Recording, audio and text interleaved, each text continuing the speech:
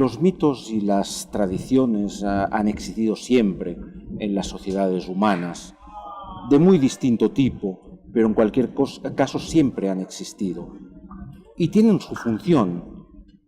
Mitos, tradiciones, ayudan en muchos casos a forjar identidades, ayudan a cohesionar sociedades.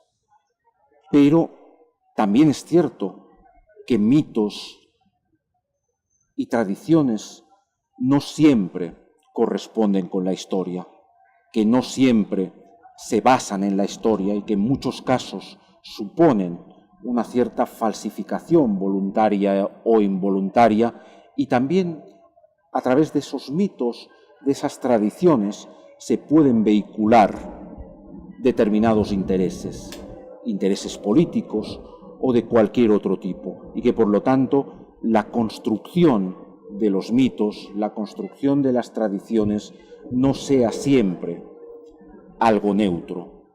Los historiadores tenemos, me parece, la obligación, es una de nuestras funciones, advertir de esos elementos, de que mitos, de que tradiciones no necesariamente responden a una verdad histórica, en el caso de que eso exista.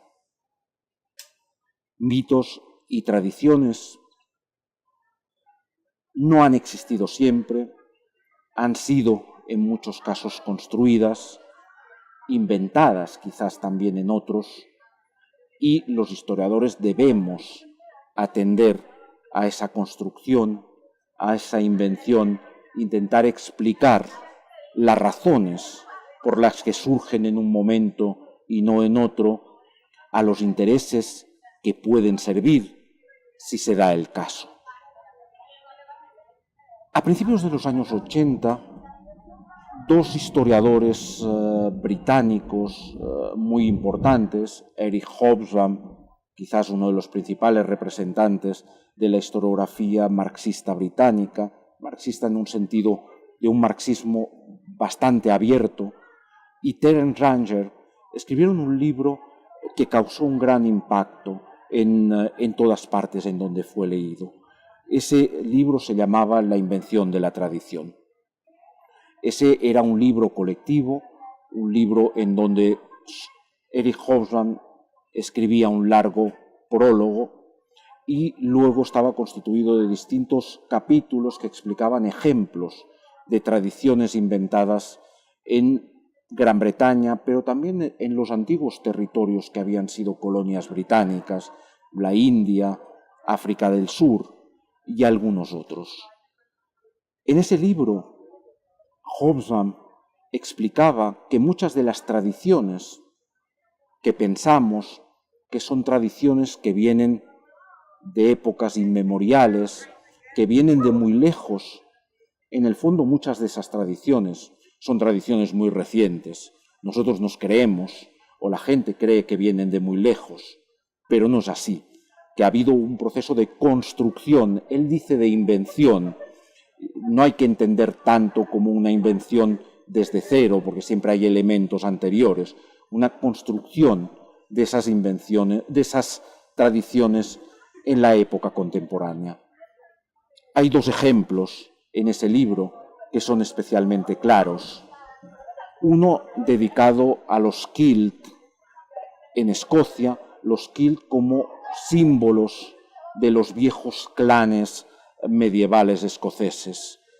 Un estudio de esos kilts muestra que esa es, de hecho, una novedad de finales del siglo XVIII y del siglo XIX, aunque nos hable de la época medieval y aunque intente situarlo en la época medieval.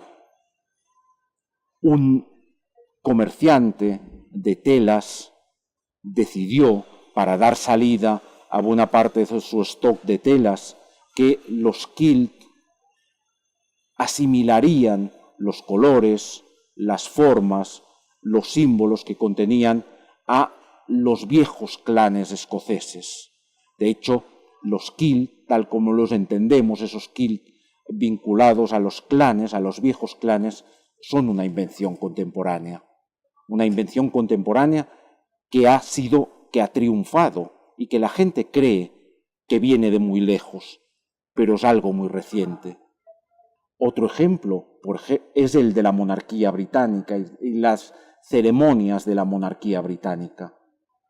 Cierto es que la monarquía británica viene de lejos, pero sus ceremoniales son ceremoniales que han sido cambiados en el siglo XX. ¿Y por qué han sido cambiados en el siglo XX? Pues para adaptarlos a las nuevas técnicas y sobre todo para adaptar los ceremoniales a la televisión. Desde que esos ceremoniales de la monarquía británica fueron retransmitidos, se hizo toda una tarea de reconstrucción, de replanteamiento de esos ceremoniales para que estuvieran adaptados a su retransmisión y para ser vistos en la televisión, para ya no ser vistos en la plaza pública, en las calles, en las plazas, sino a través de la pantalla. Nosotros pensamos que todo eso viene de muy lejos, que estamos ante viejas tradiciones casi invariables, inmemoriales. Buena parte de las tradiciones que nos rodean en todos los países son mucho más nuevas de lo que pensamos o de lo que nos quieren hacer creer. Ese libro tuvo un gran éxito, sobre todo porque después de leerlo mucha gente empezó a pensar en lo que le rodeaba. Y lo que le rodeaba, las tradiciones que le rodeaban, eran como esas tradiciones que Hobsbawm, Ranger explicaban en su libro. Tradiciones que eran mucho más recientes de lo que se pensaba.